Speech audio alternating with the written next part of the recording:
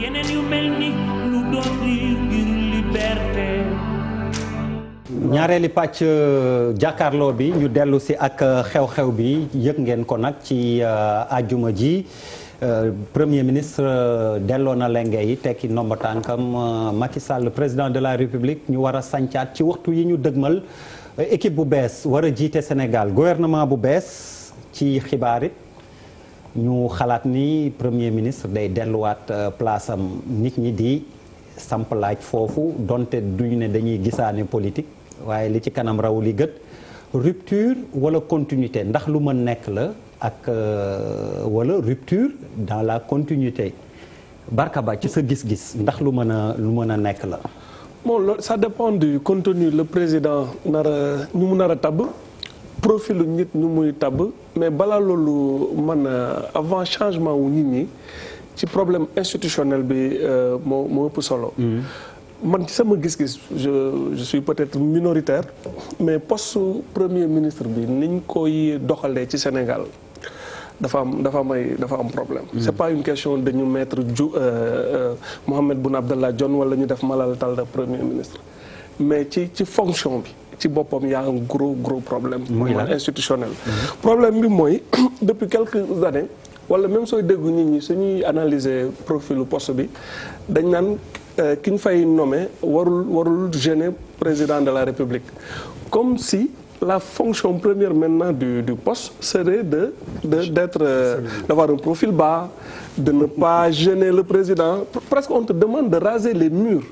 Et plus ngay am capacité aplatir ou presque devant le président, plus ñu ne kii. C'est-à-dire que ce n'est pas nit ki moom mooy adapté wu ci fonction bi mais léegi dañu bëgg jël poste premier ministre ñu def ko poste taillé sur mesure pour que président bi mu contrôler la parce que y a eu des épisodes malheureux.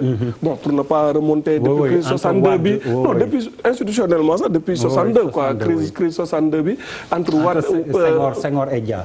Senghor et Dia après le paroxysme bu ñu gis bu gën a graw duel au sommet bi c'était tristement célèbre qui a pris le pays en otage Wade Idrissa Seck mais il y a un dysfonctionnement primature dafa important.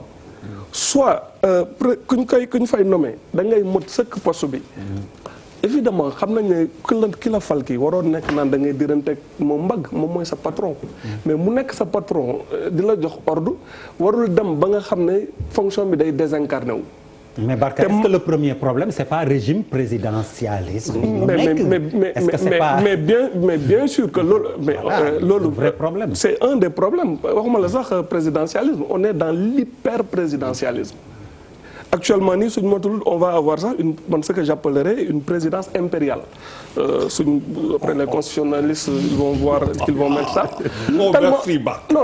tellement président bi pouvoir am dafa ëpp on a fait une élection depuis xawma combien presque léegi weer ak lu teg tellement président bi dafa am doole il a pris le temps dem voyage dem tukki et tout le pays est suspendu aux lèvres du président kan la ñuy tekkal alors que ça devait être une formalité le pays ne peut pas attendre que tout le temps ñu kii du votu Macky Sall faute la constitutionnel ñun bu ñu jël doole atomique ñu jox le président de la République ça c'est la première chose la deuxième chose man dama jàpp ne poste premier ministre bi actuellement nii dans l'architecture gouvernementale le premier ministre n'est strictement que le premier des ministres. Actuellement soo xoolee architecture bi le ministre des finances rôle bi muy jouer dans l'architecture gouvernementale moom moo ëpp doole premier ministre bi. Ça c'est grave. Et ça c'est très grave le ministre des finances mais nit ñi ci moom la ñuy gën a compter que premier ministre bi parce que premier ministre dañ ko affaiblir d'abord ci ni ñu koy nommer ak le fait que ñu naan ko bul lorgner alors que moo waroon nekk le patron c'est pas le primus inter pares c'est devait être le patron donc ki ñuy nommé ki dafa war a mot affaire bi sans que ñu ne dafa am duel c'est-à-dire il faut trouver le juste équilibre wala ñu supprimer poste bi parce que Abdou Diouf dafa na ko nekk na fi moom premier ministre daal di nommé Habib Thiam mu xëy pour des raisons qui lui sont propres mu génne ko après ñu indiwaat poste bi mais poste bi su fekkee dañ koy jël nii ñuy fonction bi di désincarné wu je vois pas son utilité wala ki ñu fay def mu mot ko. La deuxième chose mooy profil ñu war a tàmm su dee président bi dafa ne ci 5 ans yi ñu ko tabb dafa bëgg a liggéey profil bi mu war a jël quand même bi pas warul juum ci casting parce que nag Macky Sall am na qualité yu bëri mais am na foo xam ne daf fay lajj souvent mooy ay erreur de casting yu graaw et luy njëkk a wane dafa def erreur de casting mooy premier septennat bi ñu seetlu wuñ ko mooy moi je peux pas comprendre que le président nomme 4 directeurs de cabinet ci septennat c'est pas possible. Tu ne peux pas te tromper ci collaborateur aussi directeur que le directeur de cabinet ak nu mu centralé nga koy xool pendant 4 reprises. loolu dysfonctionnement la. su fekkee profil bu muy wut la pour ñu accompagner ko pour rectifier ñu gën a adapté yi c'est des managers ñi nga xam ne def nañ seen preuve. que wane nañ ne mën nañ carrément yor te def nañ seen preuve quoi parce que moom moo fi utiliser benn terme boo xam ne j'espère que c'est pas simplement cosmétique nee na dafay def fast track du yëfu caaxaan de en management de projet fast track mooy ay gars yoo xam ne dañu xarañ. ils peuvent travailler très vite et xam nañ lan la ñuy manager un projet. si c'est destiné à la consommation nga jël anglicisme ne damay def fast track alors que nga jël ay gars yoo xam ne ils sont hyper incompétents affaire bi du dem. beneen bi mooy problème bi ci loolu nag laay terminer léegi bu ma daggaan damay def comme Bouba Ablaye bu ma dagg. je me transforme en Bouba yow yaa ma teg place Bouba Ndour. ñeneen ñu mu war a xoolaat. mun na changer tous les gouvernements qu'il veut mais le problème c'est pas les ministres pour man ci sama gis-gis bu gàtt. ñu gën a garaaw ñuy freiner réforme yi. ak ñu nga xam ne parfois ñu ëpp doole sax ay ministres dafa am ministres yoo xam ne suñu ñëwee dañuy mel ni ay common town ils trouvent là-bas ay SG ay directeurs de cabinet ñoo xam ne ñoom ñoo yore la réalité du pouvoir waa ji balaa muy nand nu mu demee gars yi galgal nañ ko ak aussi dysfonctionnement yu am ci administration ay ministères yoo xam ne mais seen directeur de kii seen DG yi ñoo leen ëpp doole c'est un gros hiatus am na DG yoo xam ne faale wuñu seen ministre parce que li ñu yor ministre bu yorewu ko salaire bu budget bu ñuy gérer am na ci sax ñoo xam ne seen ministre dañuy ñëw ci suuf di leen ñaan ay moyens ak ay carburant c'est de gros problèmes donc pour man c'est pas une question d'homme dañuy dindi ma sàmba def ma demba mais que réforme bi gën na xóot loolu bon maintenant je peux pas comme nag ma dagg ma jox gars yi mu daal dem waaw moo dagg boppam alors professeur Maurice Soudieck Dione pour ce qui est de problématique bi ñu posé ndax gëm nga ni rupture ou continuité wala rupture dans la continuité mooy am. man dama gis ne rupture dans la continuité moo nar a am. J'ose espérer me tromper mais boo gisee déjà pour dellu si waat tuuti ci.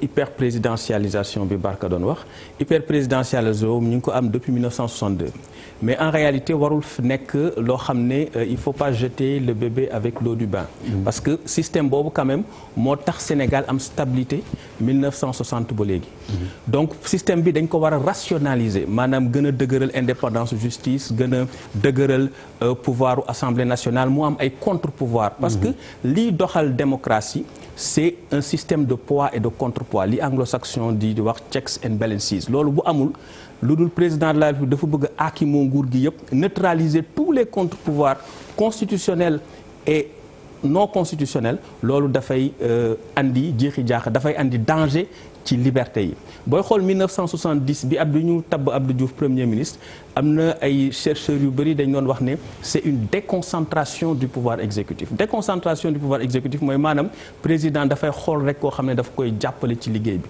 wante du koo xam ne dañ koy jox ay pouvoir yoo xam ne mën na entrer en compétition ak président de la République ba loolu tax na bi ñu fa jógee bi Habib Thiam di dellu si di nekk premier ministre en 1991 moom ak Abdou Diouf dafa am benn gentleman agreement bu doxoon seen diggante Habib Thiam ni ko sama camarade yi nekk Dagana parce que moom Dagana la doon militer ñi ngi def ay pression pour mu ñëwaat def politique Habib Thiam aussi comprendre intelligent qu'il a été mu ni les fonctions que vous m'avez confiées politiques et administratives seront tellement lourdes que du ma ko mun a boole ak di wàcc sur le terrain donc quelque part mu nekk premier ministre boo xam ne du sóobu ci wàllu politique ndax day bañ a gêner président de la République ndax loolu système politique sénégalais ni muy doxee moo ko andi c'est un système néo-patrimonial et un système clanique bu fekkente ne dafa am ñaari force au niveau du pouvoir exécutif day am ay nit ñii ne président bi laa àndal ñii ne premier ministre bi laa àndal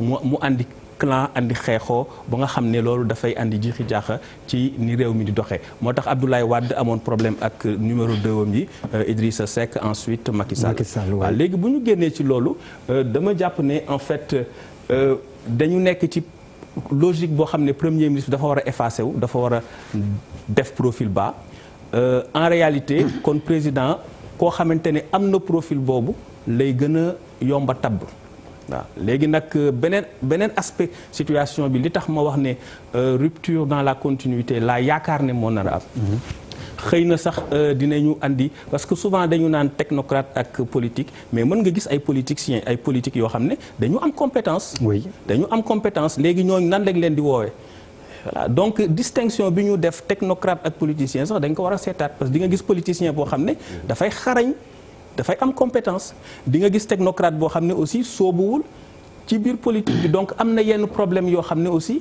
ñi nekk ci terrain bi di ko jànkonteel tous les jours ñoo ko koy gën a xam léegi man li ma jàpp mooy président Macky Sall ni mu gisee pouvoir il a une conception totalisante du pouvoir parce que j'ai l'impression que c'est ce qui le rassure dina fidéliser ses alliés fidéliser sa coalition parce que moom ni muy doxale bëggul ay doole jóge ci moom dem di dooleel kujje gi voilà donc loolu moo gën a tax ma yaakaar ne xëy na dina am ay coppite xëy na dina rationaliser xëy na dina wàññi wante du def loo xamante ne lu fës loo xamante ne dana tax ñu bëri ñu far ci moom mer ba beddeeku dem ci opposition bi fas yéene koo andil ay jafe-jafe ndax booy xool loolu bokk na ci li wàññi woon doole Abdoulaye Wade te même li wàññi woon doole Diouf donc Diouf bi Djiboka génnee Moustapha Niass génne ñooñu ñoo créé l'alternance parce que quand tu prends Djiboka 8% Moustapha Niass 17% ñooñu ñoo daaneel Diouf maître Wade aussi ñan ñoo ko daaneel Macky Sall 25% Idrissa Seck 7% sans compter Moustapha Niass bi nekkoon premier ministre ñëw am je crois 12 ou 14 Ousmane Tanor Dieng donc pôle fort yooyu nekkoon ci opposition bi ñoo ko daaneel donc président Macky Sall am na jàngat bu mu def ci loolu ba nga xam ne du jël risque bàyyi ay force ci opposition bi yoo xam ne mën nañu menacer pouvoir am et puis il a été très fort très subtil il a fait preuve de beaucoup d'intelligence politique ci ni mu gérer coalition Benno Bokk Yaakaar xëy na bu ñu demee dina créer yeneen recette mais fondamentalement du def lu ko ay alliés di mere boo tax ñu retourner contre moom. alors professeur Luc Sarr Maurice Soudieck Dione nee na rupture mais dans la continuité Barka Ba souligne beaucoup de problèmes boo xam ni bokk nañ ko mooy l'hyperprésidence impérialiste noonu laa koy woowee et Barka souligne aussi qu'on a plus besoin de managers et de compétences. Bon, est-ce qu'on va dire que le gouvernement bi jàll dafa manqué de compétence wala je vous laisse juge de ça. xam nga la structure politique du Sénégal. boo ko xoolee am na lu ci mooy wax léegi dañ ko gën a approfondir li jëkk ci la structure politique dans l'histoire mooy la naissance des clans électoraux maanaam ay clans 1910 devait ñu xëccoo la prise du pouvoir Gascogne boo xoolee un peu foofu la entre un peu avant. élection 1898 yi bi nga xamee ne fa la njëkk a waxee le transfert d'électeurs foofu lay préfigurer sax la prééminence de Dakar sur Saint-Louis parce que Couchard bi ñu lettre ne pourquoi ñu war a désavouer député bi ndaxte dafa def transfert d'électeurs jëlee ko Saint-Louis indi ko Dakar. ban année nga ni 1898. transfert d'électeurs kon déjà yàgg na fi en 1898. histoire politique pure. léegi. na ñëw ci benn aspect bi waaw ñàkk xam-xam moom bari na kooku général bi ak feeñ na moom donc loolu moom amul kii li mu wax dëgg la ci clarification entre ay technocrates ak ay politiciens la plupart des ministres des conseillers du président ils ont été vainqueurs des concours généraux dans beaucoup de branches c'est des docteurs dans plusieurs domaines de savoir ay titulaires nañu dans les universités donc du am na yoo xam ne c'est important ci dans l'espace politique ñu jàppe noonu léegi ci affaire gouvernance bi lan nañu war a considérer le pouvoir li mu wax ne c'est un président impérial. non dama ne mën nañ am présidence impériale. Si, c'est bien ce que tu dis. En France on dit que le président de la République est un monarque républicain. Un monarque républicain. ñun dañoo copier le modèle français. En fait c'est ça. dañu copier parce que même année yi 1962 bi le premier référendum pour valider la constitution de 1958 mais c'est en 1962 quand le président de la République a été élu au suffrage direct en France. ak li nga xam ne dafa nekk lu am solo ci histoire ak ci xam-xamu réew yi. moo feeñ foofu mais nañu ñëwaat ci la perception bi Macky Sall du pouvoir. oui nee na total. noo ko woowee professeur. Totalisante, voilà. pas totalitaire là. Oui, bien sûr moo tax j'ai voulu que nga préciser ko yow. man je dis une gestion inclusive xam nga loolu mooy différence moom il a une approche ñun comment nous voyons le Sénégal quelle est la vision qu'avec le président de la République nous développons lan la ñuy wax en termes de vision dañu réew mi toll na foo xam ne ñaar yi il faut que mu am il faut que ñu bàyyi la politique partisane exclusive aucun parti ne saurait diriger à lui seul le Sénégal benn deuxième vision bi lan gis-gis politique président de la République xam naa la dafa ne il faut développer une majorité alternative et non proposer l'alternance mu ne le Sénégal doit être construit par ses meilleurs fils et ses meilleures filles de quelque bord qu'ils puissent appartenir. La philosophie politique qui est à la base du Benno mooy que ñun pour ñun réew mi moomuñu ko nous sommes des locataires temporaires donc locataires temporaires du pouvoir yooyu moo tax ñu ne tey jii pour construire le Sénégal bu ñu gis APR alliance APR bokk naa ci ko créé ñu ko pensé ñu ko créé bokk naa ci secrétaire exécutif comité donc yooyu yëpp bokk nañ ci mais c'est pas l'idée politique que nous développons du loo xam ne dañ naan que ne dañuy moom réew mi nous ne sommes pas dans une approche du parti État ou de l'État parti. Professeur, rupture ou continuité? Continuité lay nekk dans la continuité. Continuité lay nekk si les Sénégalais ont donné à Macky Sall plus de 58% de suffrage ils lui ont dit que la voie empruntée est la bonne. Donc ceux qui ont porté ce combat avec lui doivent continuer avec lui. Et ce qui constitue une entrave à cette marche pour que ñu mën a tekki dara ñooy dinañ fa jëlee indi fa nag loo xam ne mooy le modèle du tir. dama doon wax ay groupe suñu nous avons un groupe de jeunes là qu'on appelle le GIP mooy groupe d'information gouvernementale.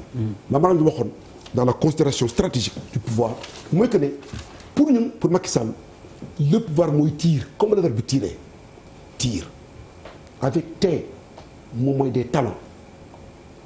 I mooy l'innovation R mooy la résistance E mooy l'engagement donc tirer avec le tir là bi nga xam ne moom la ñu théoriser dans la perspective politique mooy loo xam ne fondamental mooy l'axe de notre pouvoir. Donc ce qui fait que ñun li ñu gis mooy Macky Sall su fekkee moom il s'est autodéfini comme étant le président buy jaamu soxla askan wi il doit prospérer dans cette voie nekk jaamu soxla askan wi ak toutes les forces qui va fédérer et agglomérer et si le premier ministre comme Boun Abdallah Dionne la félicite le gouvernement qui a gagné une élection législative en 2017 et qui a fait un bon travail incarne aujourd'hui cette vérité-là validée par les Sénégalais.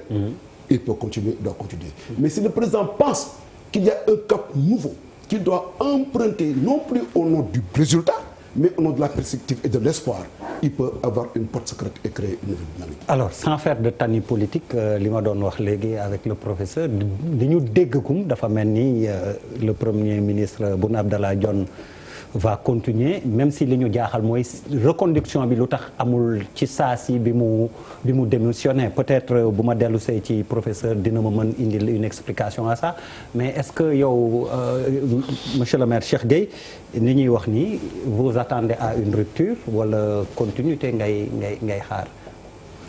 man je suis confus damay xool di xalaat mais trouvons-moi la bonne réponse parce que tey bu tey ma dégg lii suba ma dégg leneen gannaaw suba leneen te yëpp duñu jaxasoo waaw mais li ma xam te mu wóor qui est indéniable mooy c'est un exercice extrêmement difficile pourquoi pour la simple raison que Macky Sall va faire son dernier mandat en principe.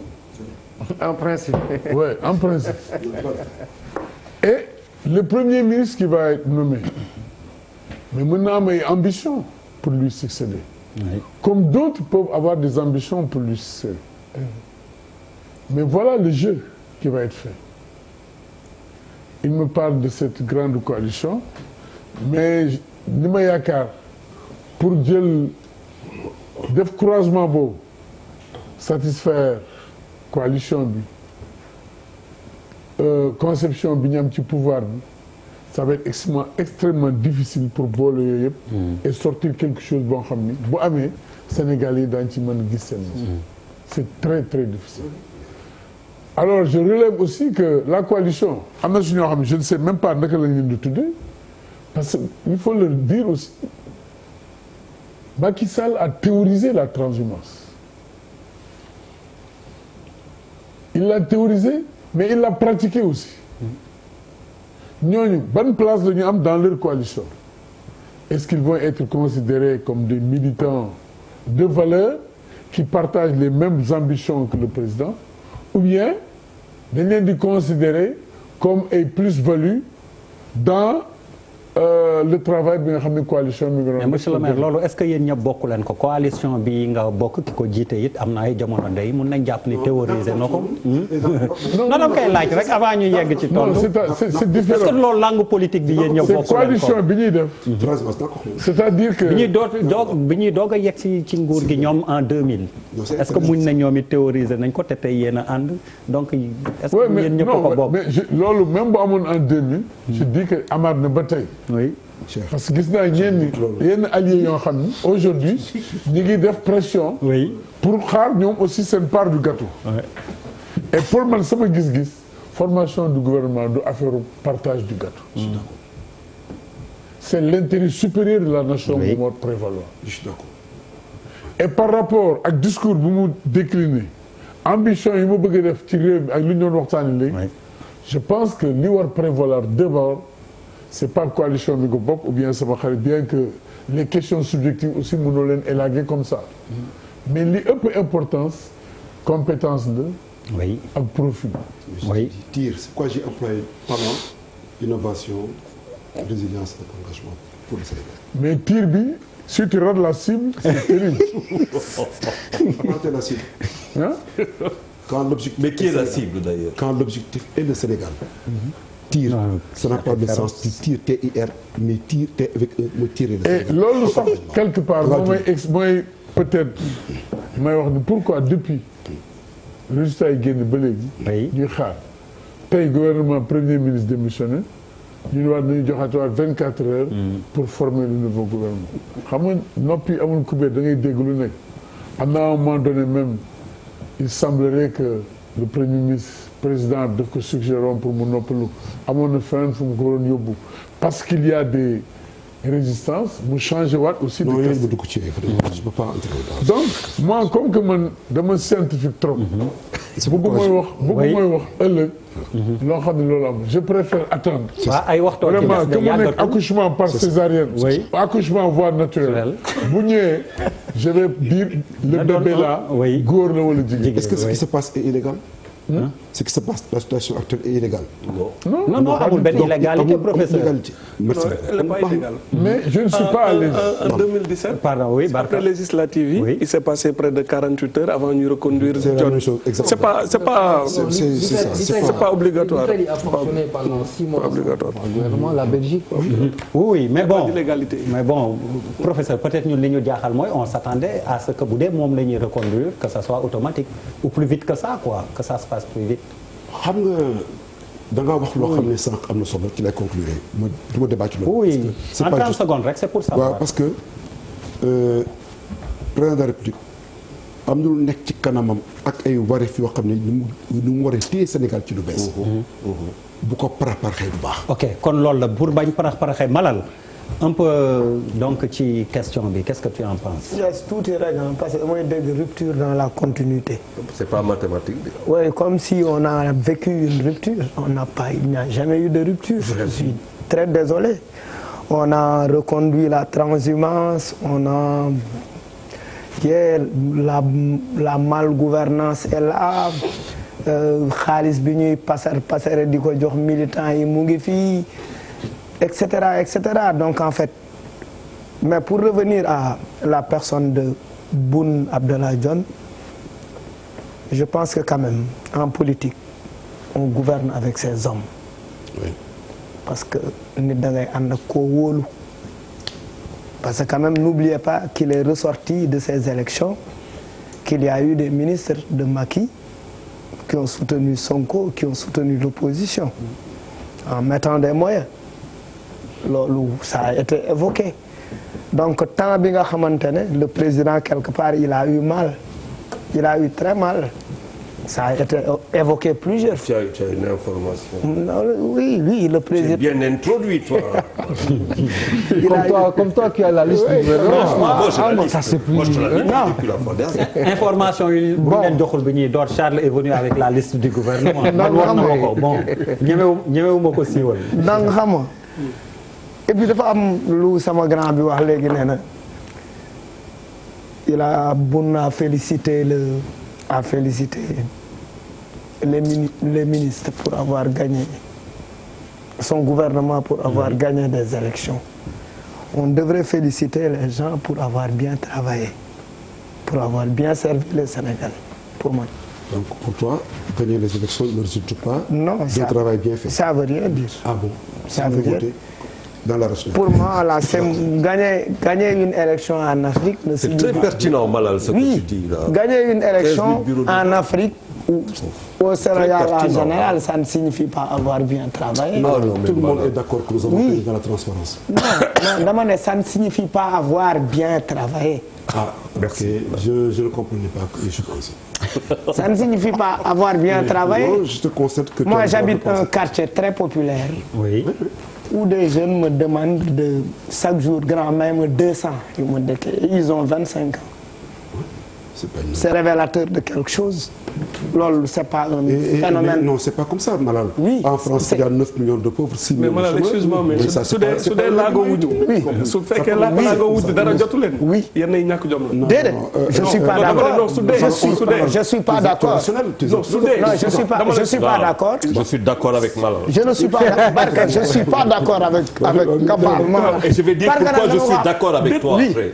Xam nga aussi banlieue laa jógee. Oui. Man hyper banlieue sax laa jógee. Man je suis de la banlieue de la banlieue. yaa ngi jàmm yaa ngi jàmm gën teg sax.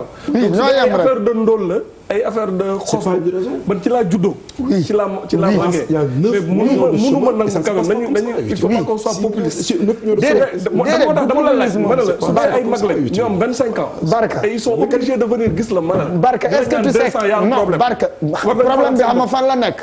problème bi mu ngi ci nekk ci la répartition équitable des ressources.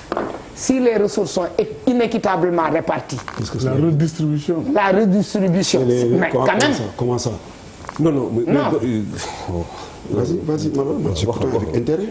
Xam nga par exemple, vous êtes des personnes man yow xëy na kii nous sommes des personnes assez privilégiées parce que xëy na am nañ oto xëy na ñu ngi ci vitre teintée. On ne perçoit pas c'est-à-dire laal réalité bi am na li nga xamante ne da nga koy laal c'est du vécu. C'est du vécu c'est-à-dire nekk ci koñ nga comprendre ni que fii ça échoue à l'école. Oui. Ça travaille pas. C'est une réalité très concrète qu'on touche. Je la vis. Et ces mêmes jeunes qu'on a appauvris, c'est ces mêmes jeunes qu'on a mobilisés pendant les élections, à qui on a donné de l'argent, à qui on a fait des nervis, à qui on a fait des milices pour protéger un politique. De quelque bord que ce soit. De quelque bord que ce soit. Effectivement, l'appauvrissement des populations est une technique politique.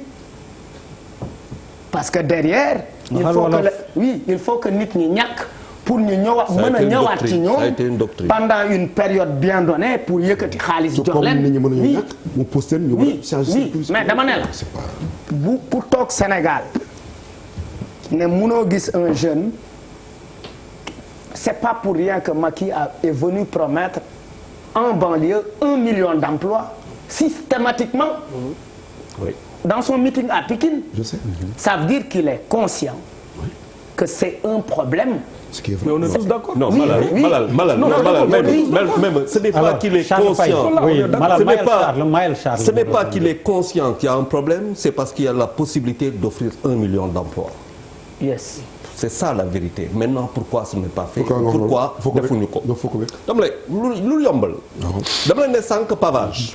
non politique da nga koy inventé politique de développement c'est une invention sa bopp yaa koy inventé par rapport à ta réalité géographique ta réalité historique nga inventé ko.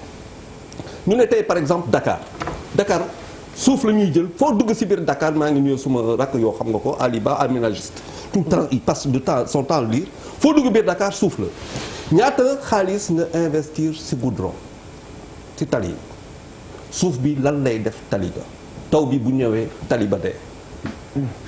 J'imagine combien on a investi mu rey tali bi ñu recommence pourtant mun nañ dindi suuf ga kan moo koy dindi c'est les anges c'est je blasphème peut-être excusez-moi c'est des extraterrestres qui vont venir les enlever. Ce sont les Sénégalais.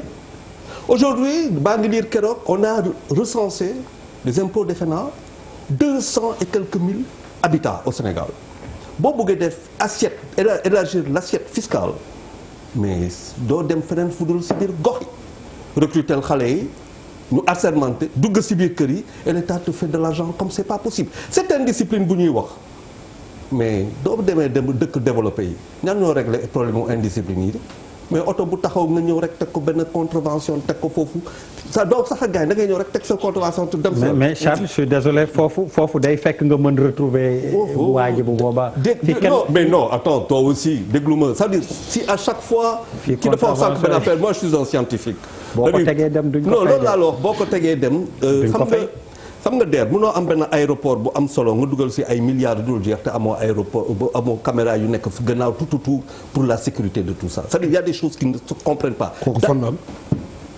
non dama ne. aéroport bi. mënoo am aéroport. bu am maanaa. mu am waaw léegi mu am caméra fu ne am ngeen ko léegi dites-moi comment se fait-il que tu aies des cambistes qui soient dehors.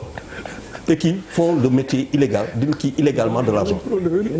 Il y a des caméras qui peuvent les identifier loolu tax ma ne la man loo ma teg ma dëpp ko ne la affaire bi fu mu newul dama lay wax sànq tu dis aujourd'hui on est en politique da nga ne continue da nga ne tey par exemple tu veux un politique de ville une ville propre mais une ville propre il faut la rendre propre kan moo koy rendre propre il faut nga fay ok kan moo koy fay c'est l'État ou c'est des sociétés qui sont créées pour les faire c'est le privé nga ñëw tey par exemple nga ne que tu veux que Dakar qui est en bordure de mer soit une ville blanche nga ne Kaolack par rapport à la poussière soit une ville saumon nga dem fii dem fii mais il y a des mécanismes de politique sociale et de développement yoo xamante boo ko dekee xale yi dañuy liggéey c'est pas ce qui manque on a dit le président de la République pour te confirmer programme bi ci 3 grands programmes sectoriels yi dafa ne 0 déchet 0 bidonville et ville créative. Voilà c'est ce que ville créative mooy l'espace. non dama la ne loolu tax ma ne la il a totalement raison. quand aujourd'hui tu viens nga jël benn ministre nga jox ko 4 oto.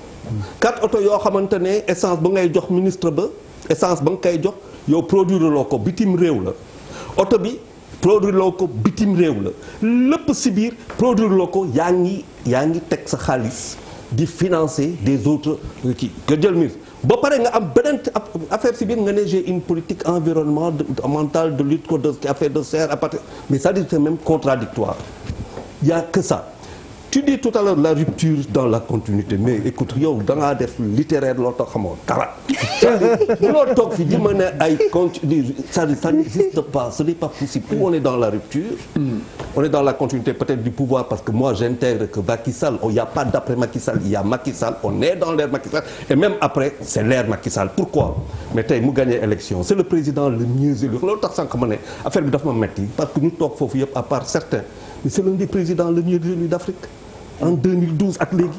Donc il n'y a pas de complexe à se faire. Bu ñëwee toog tey mais c'est quoi son problème?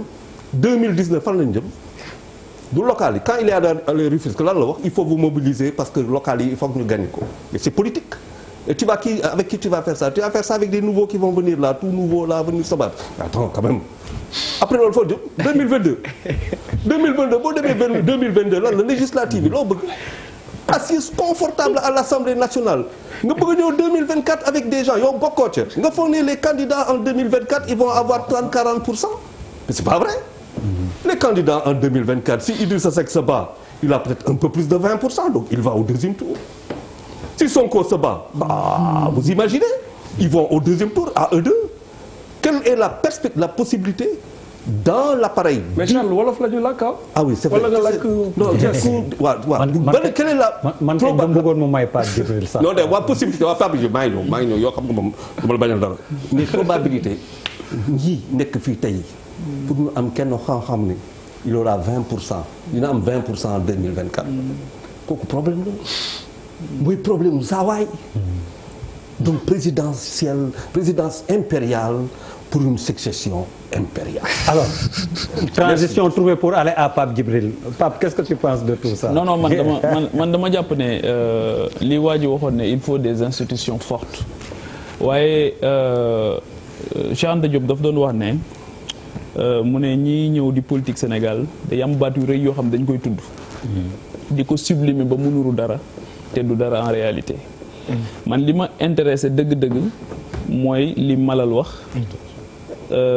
mooy pourquoi tey wax na léegi ne xale yu am 25 ans c'est vrai mën na nekk ñàkk jom mais fii may wax ak yow agent contractuel ministère de la santé jotuñu seen salaire janvier février et mars c'est-à-dire que fii may wax ak yow nga jël région de Matam ba mu daj amuñu pédiatre fii may wax ak yow nga jël Kédougou ba mu daj amuñu gynécologue fii may wax ak yow démb benn simb bu tas ñu attaqué këru meeru Kër Massar ba am koo xamante ni règlement de compte ñu faat ko su fekkee ne loolu du absence de l'État bi nga xamante ni moom moo amee violence monopole de la violence mais xawma lan la su fekkee ne tey ji meurtre yi nga xam dem nañ sax ba wax ne même presse bi dañu y a une banalisation de la violence su fekkee ne loolu choqué wul kenn amul solo damay waxtaan ak koo xamante ni dafa nekk ci planification ci wàllu santé fële ci Kaolack mu ne ma xale yi faatu Kaolack ñemewuma la wax chiffre bi ni mu toll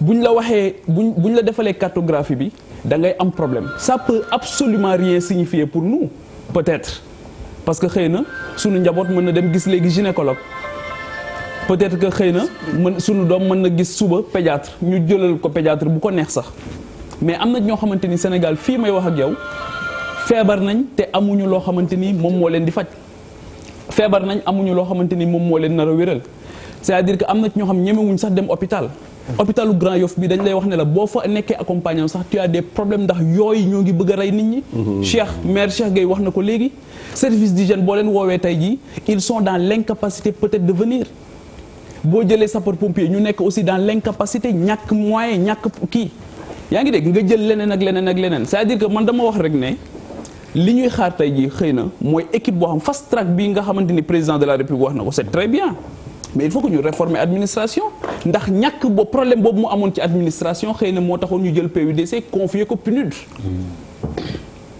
interpellé na ci le ministre des Finances à Paris ouvertement ne ko pourquoi les réformes ne viennent pas ñoom ñaar kenn ku nekk xam nañ ko xam nañ pourquoi les réformes ne viennent pas beneen bi mooy wax nañ ko ne moom moo fi waxoon ne qui perd sa localité perd son poste. Mais dans ces conditions-là nan nga mën a xalaate ne du ñu continuer di consacrer la révérence sur la compétence. beneen bi Barka wax na ko moo am solo mooy les directeurs généraux tey yi nga xamante ni la fa teg ministre bi moo fi teg directeur généraux bi il ne rencontre qu'au président rek.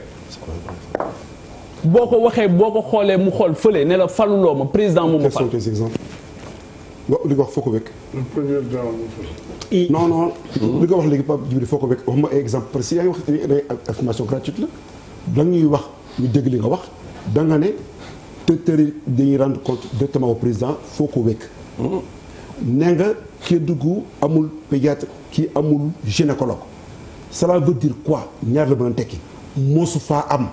donc mënoo ko imputer Macky Sall ñaar rek mën a am dans la rationalité da nga naan amul pédiatre Kédougou amul gynécologue amul lii dëgg la mën naa la ko nangul lu muy tekki da nga bëgg ne amoon na amatul wala mosu fa am donc en 60 ans d'indépendance 7 ans Macky Sall li mooy responsable de tout loolu mooy lan. xam nga moom mooy conseiller politique président te amul information gynécologue bi nekkoon Kédougou moom rek moo fa nekkoon. waaw.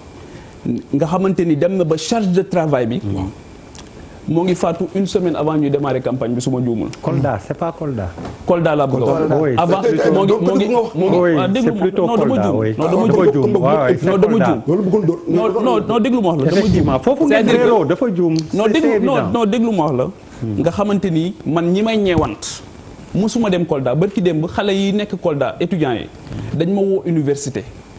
ñu ne ma yow da ngay tudd Kolda souvent di wax problème sanitaire yi ñaaw da nga am lien ak mbokk ak ñoom ma ne ko musuma teg sama tànk Kolda. aw ma benn lien ak ñoom. mais Gérard Collomb dafa wax Macron lu am solo. ne collaborateurs yi wër Macron si vous continuez di acquiescer devant lui il va finir par s'isoler. sëñ Cheikh Ahmed Tidiane Sy Al Maktoum daal di wax ne li gën a difficile. mooy entourage ndax noo def ñu jël la en otage le plus souvent.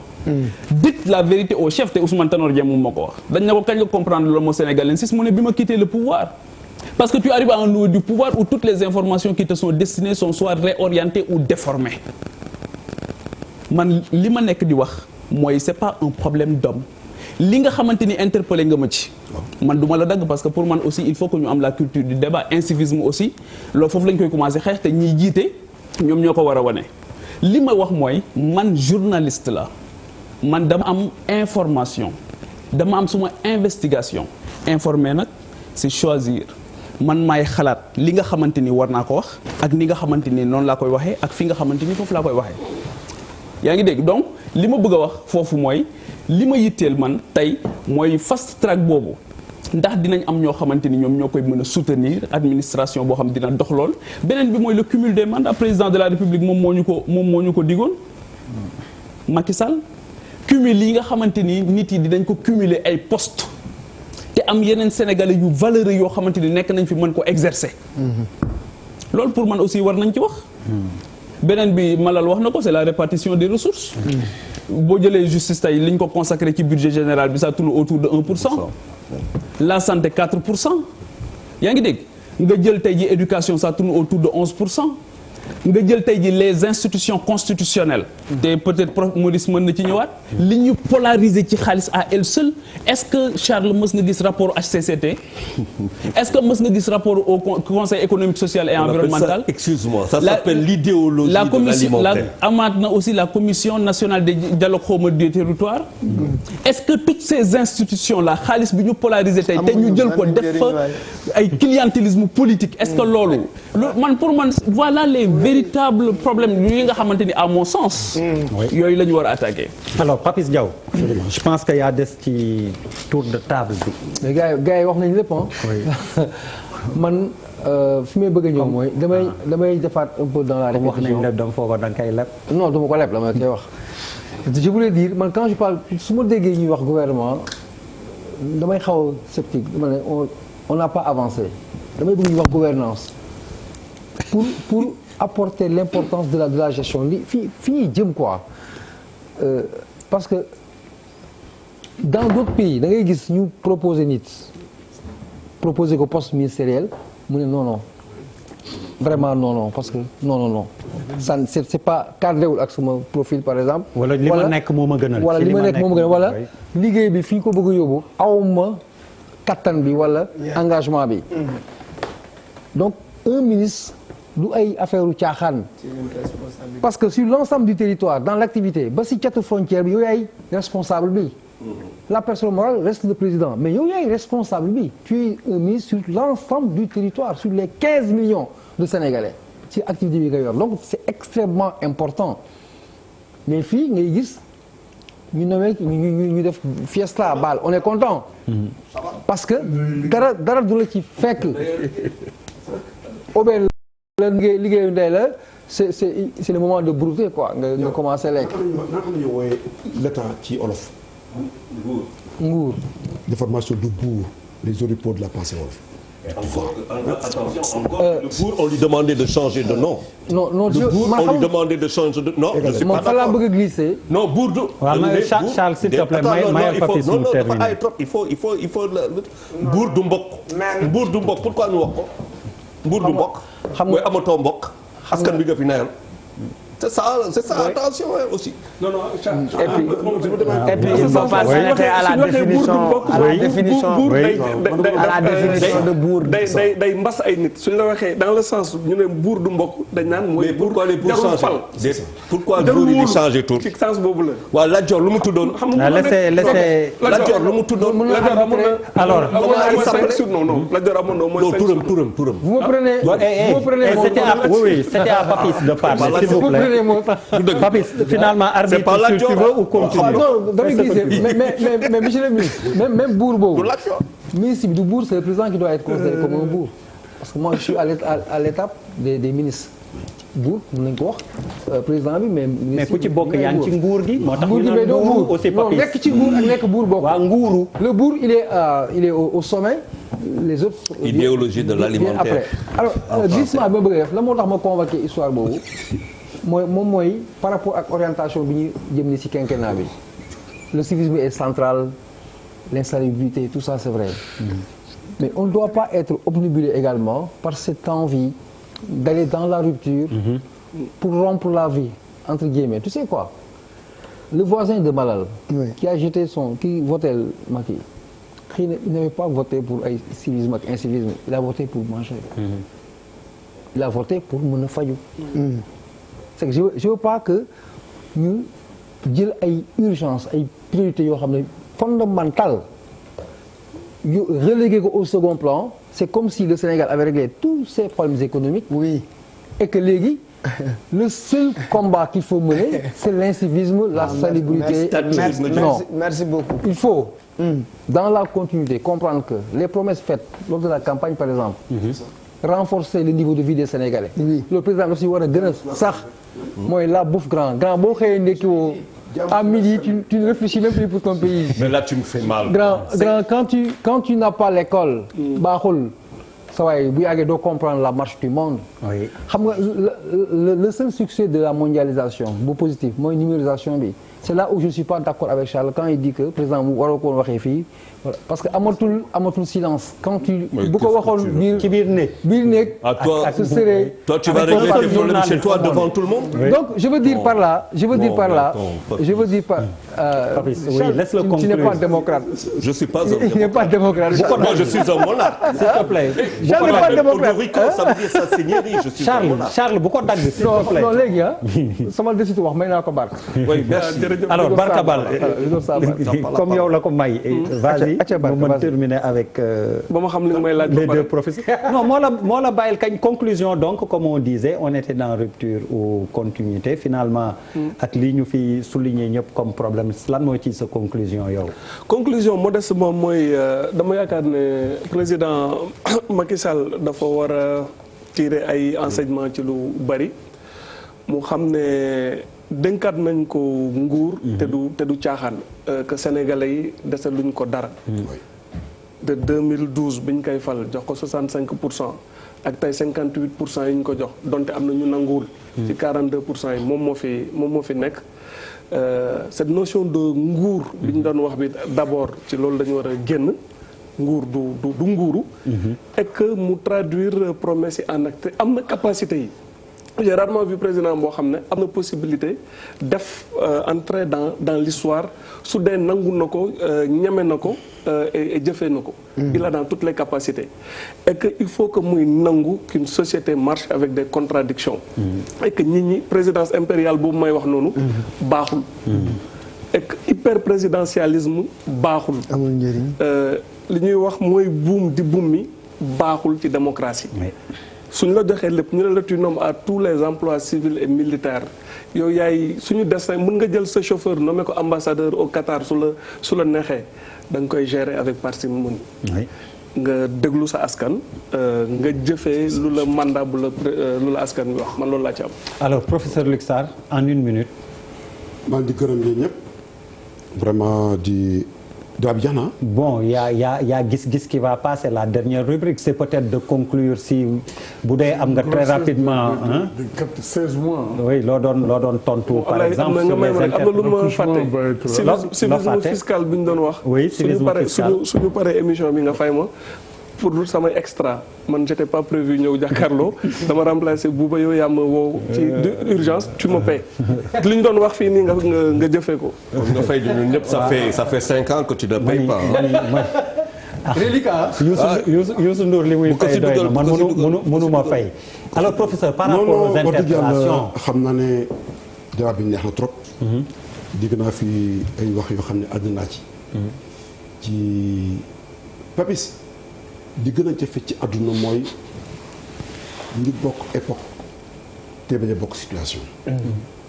su fekkee da nga ne boo demee France dëgg la barka wax na ko li ngay tapé ci sa poche teg la ay vignette nga fay ko ak yooyu Papis France la c'est-à-dire que dëgg la mën nañoo jéem def effort ba egg ba foofu waaye nañu nangu ne tey réew fi mu toll fan la analphabète yi ëpp alphabétisé yi situation yi ni mu demee la citoyenneté est émergente dafa am yoo xam ne ay vérité la rek mënoo xool loolu rek war nañ ko def ay royukaay waruñu ko def exemple waruñu ko def modèle xam nga mënuñu ko reproduire immédiatement tembe ndaxte réew mi toll foofu mënuñu ko tey bu ñu ko bëggoon tey loolu mooy yoon dañ ciy dox pour loolu nekk yoon am ci réew mi waaye tey tembe mu nekk Papis loolu mënut a nekk xam nga tey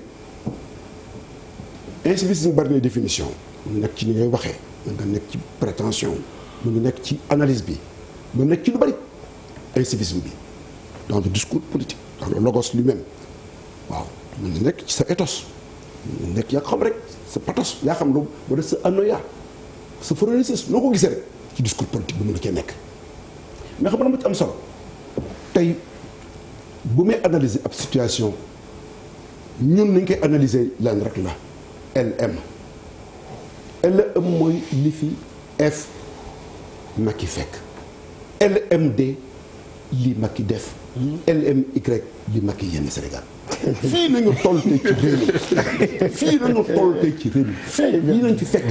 mais grand yi dañu aay quoi. non mais il s'est non dëgg bu ñëwee tey ci réew mi malade boo ci réew bi santé nga xool les 5 dispositifs de santé moo am lii fii ñëw on repart dans le débat professeur. excuse-moi mais mën naa wax quoi un peu ce que nous avons fait. non li ngeen def jël exemple non li ngeen def a tax falaat nañ leen professeur isolé du contexte global dans la structure. professeur li ngeen def a tax falaat nañ leen xëy na li ngeen deful moo des. li ma intéressé xam lu ma intéressé woon mooy vraiment débat bi neex na trop. te dëgg-dëgg mën nañu waxtaan gën a sori ci. beaucoup de débat. beneen yoon incha allah sori mais wax dëgg yàlla heure bi xëy na mën nañoo waxtaanaat. parce que beneen yoon incha allah par respect aw ma droit def loolu. maa ngi di gërëm. di sant particulièrement nag le professeur John. xëy na li muy nekk. xaaral ma jox ko sax moom it laa ko pour terminer. d'accord mais vraiment Pape Djibril monsieur le maire Diaw Papis Barka Malal kii duma ko nuyu Charles il n'est pas sérieux. vraiment mais il s'est trompé. mais attends non professeur justement pour conclure sur ces domaines bi vos dernières observations. On passe à gis-gis. pour dire que en fait boo déggee rupture dans la continuité maanaam li fi amoon fondamentalement du changer loolu la baat bi tekki mais boo jëlee finalement ma dama bëgg rek ñu dellu ci baatu autorité kilifteef l'autorité vraiment ni ko penseurs yi waxee le plus fort n'est jamais assez fort pour être toujours le plus fort s'il ne transforme sa force en droit et l'obéissance en devoir. On peut tout faire avec des baïonnettes sauf s'y asseoir. Ça veut dire que l'autorité ne repose pas sur la force. L'autorité repose sur la bienveillance et la bienfaisance. Mi ngi jóge ci latin auctoritas mooy ce qui fait augmenter. maanaam bu fekkente ne dañ la fal da nga war a nekk au service ci ñi nga xam ne ñoo la wóolu jiital la yërëm leen ba nekk ci yittey askan wi yaakaar naa deuxième mandat second mandat président de la République Macky Sall ci loolu la war a dox. gis-gis Pierre Da Silva. bi julu li suuf seddee lañ gaawantu fatu mi ngi doon gar ni bi jolool yu teddi ci melax yi xawee laax yeneen yu mel ni lu doon riir ngir liberté. gis bu njëkk bi sunu naataango taskati xibaar Alioune Ndiaye ñu koy nuyoo passage Alioune Ndiaye ci RFM matin. Il y a une relation de confiance entre le président Macky Sall et le premier ministre Abdallah Dionne et il ne fait pas de l'ombre au président de la République. Pape Djibril luy sa gis-gis ci gis-gisu Alioune Ndiaye boobu tey ci suba la woon ci RFM matin bon quand je dis tey ci àjjuma ji. dafa dëggal li Barka doon wax. ci le problème constitutionnel qui est institutionnel bi nga xamante ni am na. finalement à quoi ça sert un premier ministre. et a priori qu'il sera reconduit dañ koy tabaat alors monsieur le maire loo xalaat ci gis-gis bi. oui que je partage je suis du même avis je pense quelque part aussi am na yenn autorités yoo xam bëgguñu am na kuy yoo xam bu nekk ci gétt gi. bëgguñu kuy gu mel ñoom wala bu weex bu nekk ci gétt gi. nay tàppaa nga nekk foofu rek ñuy bëgg donc loolu aussi peut-être mën na expliquer lii. On semble prédire sa reconduction là. Ouais, mais je pense que Alioune Ndiaye li mu wax moom la ñu bëri xaar tu partages sa pensée mais nit nag booy gouverner. man la wax na ko sànq dans son truc et c'est vrai. say nit ñi nga wóolu. ngay jël ngay jiital ñoo lay wër. et ailleurs en l'histoire de la primature dans les autres pays yi nga xamante ne seen organisation politique. mooy def parfois muy am ay cohabitation parfois day am cohabitation la sensibilité est diverse le président bi il est d'une obédience le premier ministre il est là sur la base des élections résultat élection loolu cohabitation la mais tant que le cas de figure ne se présente pas sëñ bi ku mu doon tamit moom sa nit ngay jël samp ko sa bopp gouvernement Barka Ba man comme lu Pape Djibril wax comme dama presque anticiper wul ci question bi sans xam loolu yow dafa mel ni gis-gis bi da nga ko gisoon alors dafa am sam benn sœur bu tudd Kumba tudde naa ko doom sax. Kumba nu mu sant. Kumba Talla. Kumba Talla ñoo bokk papa. bon dama foogoon sœuru yaa ma neex la. non Barka moom rek la nooboon temps booy. sama soxna bu may seetaan temps booy laa wax temps booy. parce que Kumba doon ñëw vacances seen kër quoi. Kumba doon ñëw vacances seen kër. Kumba doon dem vacances kër ñoom mais dafa actuellement jëkkëram. dafa amoon benn woy bu mu doon woy boobu rek la munoon dafa bëggoon woy nag mais munul woy da doon wax hoolaarende ko fawru kañe so neɗɗo halfinima hoolimama ha resnuma jawdi muɗum ko ɗum woni hoolaare mais loolu waay lan Charles, je passe à toi. li mu wax. il faut bien qu'on comprenne. mooy su la nit wóoloo ba dénk la. jox la dara. ci loolu la malal brodé am pulaar. ah ok bon c'est un peu du may ku la neex. dénkaane ko wóolu mooy dénkaane wurus la. ah ok yes. allez Charles. donc ce qui change le tir en tri du professeur. Et donc le tri qui est fait du premier des ministres reste le même premier ministre. C'est pas mal hein professeur. Professeur allez. d'accord ñi ngaa ñu wax. maanaam que dama am benn xalaat. Ibrahima Diop dafay bi ñu ne dañuy def 58 ñu ne dañuy def indépendance beeg yooyu ñu ne ku faral Senghor ku faral indépendance bi. dogal ne dañuy def indépendance référendum bi septembre 58 mu jël El Hadj Ibrahima Diop grand serigne de Dakar jël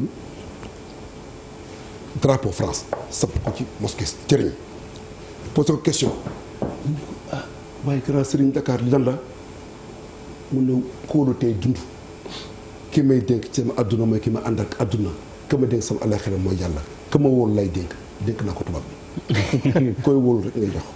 ayca professeur Maurice Rek Dione. alors waaw mooy li ñu wax rek am na président de la République am na sañ-sañ constitution moom la dénk pouvoir boobu mu tànn ki nga xam ne moo ko doy moom la wóolu. te boo gisee mu war a tànnin bi am solo c'est parce que bu tànnee koo xam ne xëy na dafay andi concurrence au sommet de l'État. loolu day tax du ñu mën a jublu ci li nga xam ne mooy liggéey bi.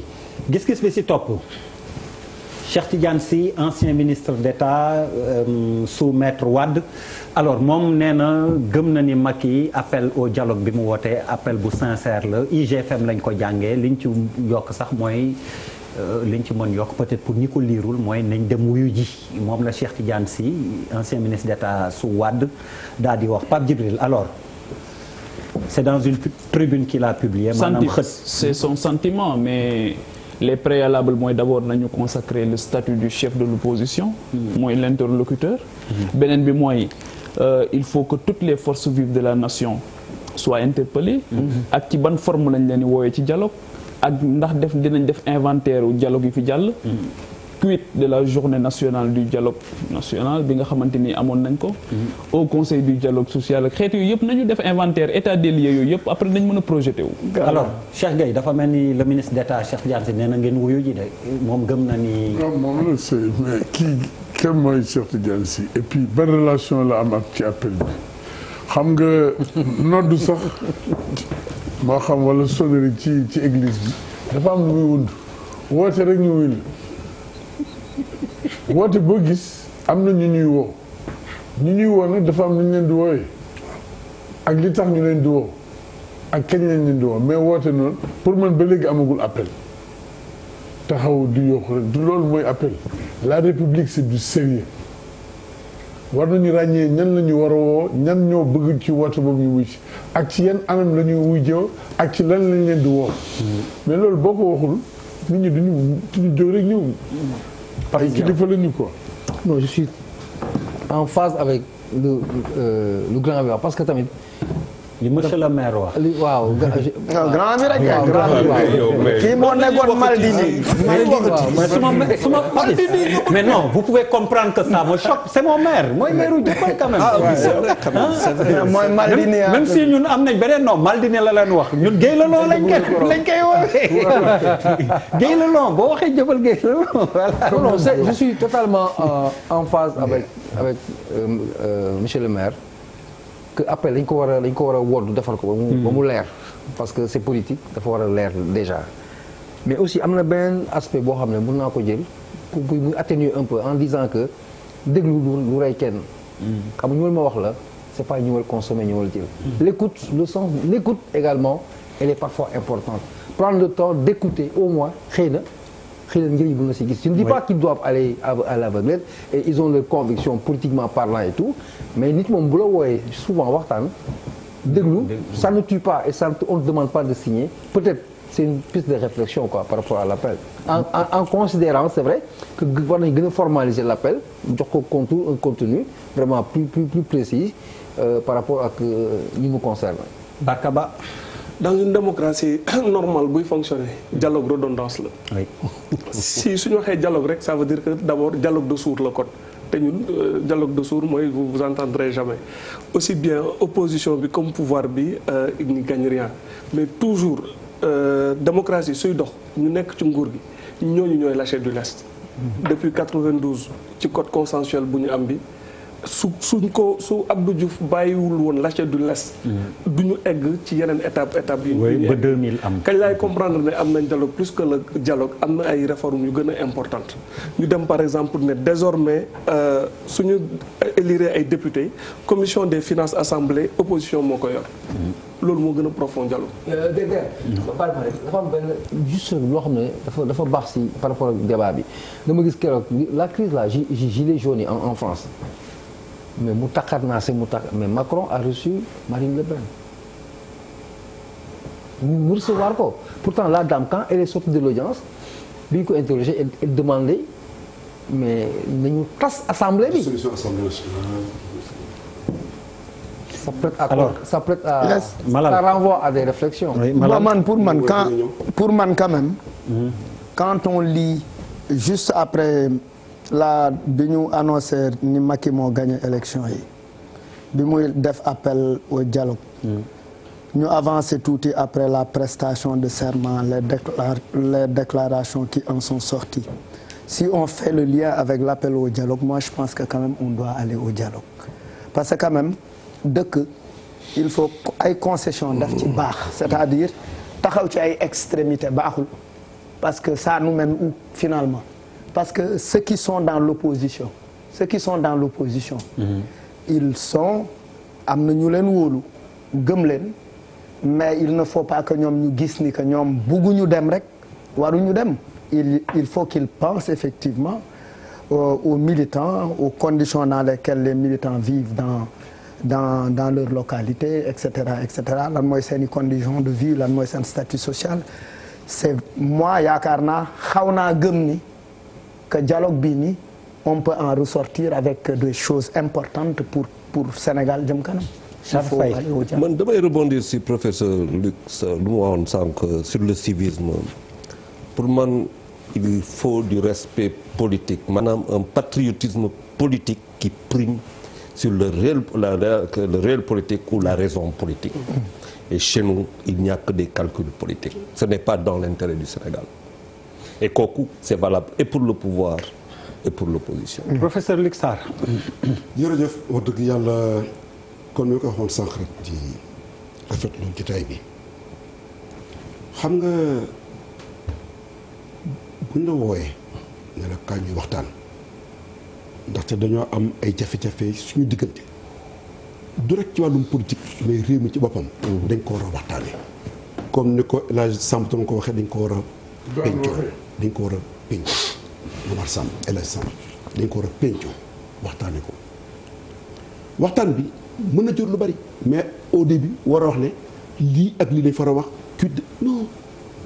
konoo amul mënoo fexe avec que problème mooy que nit ñi sa réew mi ñoo ko bokk kenn gënu fee mus kenn loo xam-xam am na ku la gën a xam looy mën a ma jàng na ko la dàq jàng dañuy toog rek ci lenn nañu nangu ne réew mi bu ñu ko bokkee dañ ci war a waxtaanee xam ni ci waxtaanee xam nga sànq yow léegi Barka wax nga lu am solo code consensuel 92 bi mais lan la jur 2000 lan la jur qui avant dafa jur ñaari affaire yu garaaw am na consensus et la première élection bi ñëw le 15 mai 93 meurtre maître Babacar Seye pour jugement autour du conseil constitutionnel 14 février proclamation 20 février arrestation des députés du PDS ñu leen rat ci kaso ñoom moo di si ak ñoom seen andi condition de torture extraordinaire donc et pourtant am na ensuite en 94 am na affaire wu lendemain ak am na affaire Moustapha Dadi et meurtre de policiers. C'était une période trouble et pourtant il y a eu en 92 un code consensuel. Ça s'est terminé par quoi? Par un gouvernement de majorité présidentielle. kay mujj ñu d'accord malgré tout ça mujj ñu d'accord ci loolu. donc oui di kii c'est que absence rek que nit ñi fii rek problème mooy yi dégg discours yi dañ ko war a bàyyi xam que dafa war a lalu ci xam-xam bu wóor. Sur des réalités, sur l'histoire politique, la compréhension de la société et les éléments de. Merci beaucoup professeur jaajëf professeur Maurice Dieg Dione gis-gis bi fii. waaw en réalité dafa am bu mu kóolute gi diggante ñi ngànk nguur gi ak ñi féete ci kujje gi. dafa dog moo dog te confiance nag ci sentiment lay taxawee confiance booy xool racine bi maanaam xolu baat bi. mi ngi jóge ci fio fides la foi. la foi sentiment moo ci ëpp. kon bu fekkente ne président bëgg na restaurer la confiance. il faut que mu jël ay mesures fortes. parce que woote na fi dialogue woote waat fi dialogue te jëfewu ko parce que rapport de force ak confrontation moom la gën a jiital. donc il faut que mu génn ci nekk chef de clan ak chef de coalition pour nekk le président de tous les Sénégalais jël des actes forts ba ku jégi xam ne kii kat bëgg na soppi nga xamante ne xaaratuñ ko ci ay wax xaaratuñ ko ci ay dige xaaratuñ ko ci ay ñaan askan wi jox na ko lenge yi jébal nañ ko pouvoir yépp na jëf ñu gis woote dialogue créer les conditions pour rapprocher wu opposition bi ñu saytu processus électoral bi mu sàmmonte ak yelleefu ñi nga xam ne ñoo féete ci kujje gi ndax bu ñu nee démocratie respect de l'opposition moo tax ñu di ko wax booy xool bu mu nee o fañangóor roog a dem na xolum bota wàccacaa fañ mi ngi tekki ci séeréer bañ or rapport politique du rapport d'inimitié rapport d'adversité la c'est une affaire de gentleman donc dañu fo bu ñu génnee ci élection nit ñi retrouvé wu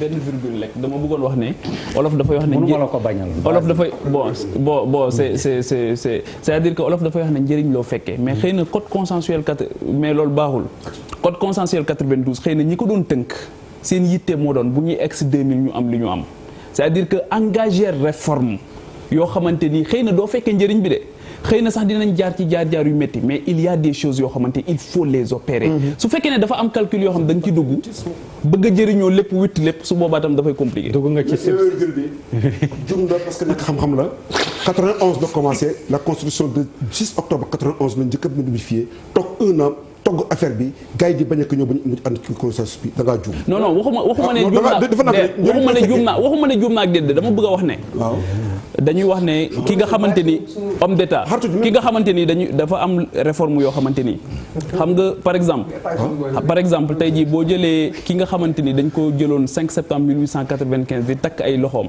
di ko yóbbu ci géej gi di ko exiler mu Cheikh Ahmadou Bamba xëy na ba muy dugg ci loolu am na ci loo xam njëriñ loo xamante ni après plus tard la ko nit ñi jëriñoo li may interpréter rek mooy il faut que homme politique yi di aborder les questions transcendantales ba nga xamante ni bu ñu opérer rupture yooyu nit ñi xëy na ñoom seen jamono du ñu fekkee njëriñu réforme yooyu waaye ñii ñëw les générations futures nañ ko mën a fekkee. d'accord loolu de moom mais bu ko appliqué ci affaire bi. alors le dernier gis-gis mooy bu mujj bi c'est Serigne Mboup en marge du défilé 4 avril bi ca Kaolack la ko wax ñu fexe am indépendance économique te loolu emploi moo koy joxe. Bon, on l'a pris sur Leral TV on pense que wax ju am solo la Barka Ba. waaw man dama jàpp ne réew mi su amoon 10 personnes ñu mel ni Serigne Mboup. su ko genre yooyu la ñuy am ci la ñuy gis ci gouvernement wala yu mel noonu parce que c'est quelqu'un boo xam ne il est macha allah très très intelligent. man Serigne Mboup bokk na ci ñu tax ma xoolaat bu baax décomplexé wu bu baax par rapport yaakaar ne doctorat wala jàng mu kawe. moom mooy muus. ñu mel ni moom ni ay self-made men lañ dañoo wër àdduna. def ay preuve donte lépp ci doomu àddama mënul mot sëriñ man dama naw xam-xamam et ñu mel ni moom la ñu gën a bëri la ñu war a gën a di déglu que faiseur de malin yu nekk ci réew. alors Charles je répète ñu fexe am indépendance économique te loolu emploi moo koy joxe mi ngi ko wax en marge de du défilé du 4 avril à Kaolack Leral TV laa doon xool comme man damay xool fu nekk ak lu nekk. waaw c'est pour moi que tu le dis quoi mooy garwaale. non garwaale wu ma c'est que dama gis ngay laajte waat. non dama gis garwaale xam nga nag der tu parles en spécialiste de la communication. Charles kon gaaral naa la jàpp ko muy noonu. kon nan def naa garwaale gaar say sagar.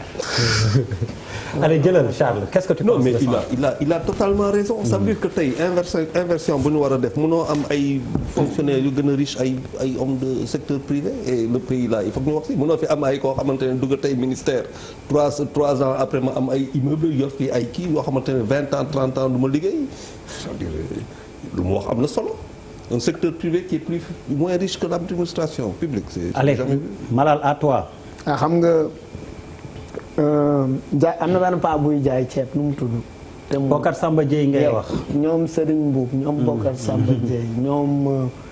Dame Diop bu Guédiawaye ñooñu ces gens là dañ leen war a di consulter régulièrement parce que ay modèle lañ te jóge wuñ ci école classique yi école tubaab yi donc c'est important que ñu leen déglu ba pare jox leen ay poste de responsabilité yu am solo ñu suuxat réew mi. monsieur le maire gis-gisu Serigne Mboup. non gis-gis bu am solo la ndaxte lii bu amul ñàkk geeg ndóol gi rek lu ñuy jëmbat. te nit bu ñàkkee nekk ci ndóol doon bàyyi ma foo ko diri mu jum du xam boppam du xam njëriñam du xam réewam musiba naaru laay li mu wax dëgg gu wér peng la donc moom bu mu ko waxee parce que ci loolu la nekk. et ni ñu ko waxee bari na ñu mel ni moom ñu nekk ci loolu ñii ñooy defar réew mi. alors professeur Soudieck Maurice Soudieck Dione. waaw ñi mel ni Serigne Mboup vraiment dañ leen di féliciter parce que dañu nekk ay entrepreneurs di samp ay këru liggéey di jox sénégalais ay emploi te booy xool loolu la ñu gën a soxla. parce que 65% de la population ay jeunes lañu jeunes yi dañu soxla formation soxla éducation surtout soxla ay xëy te loolu mooy.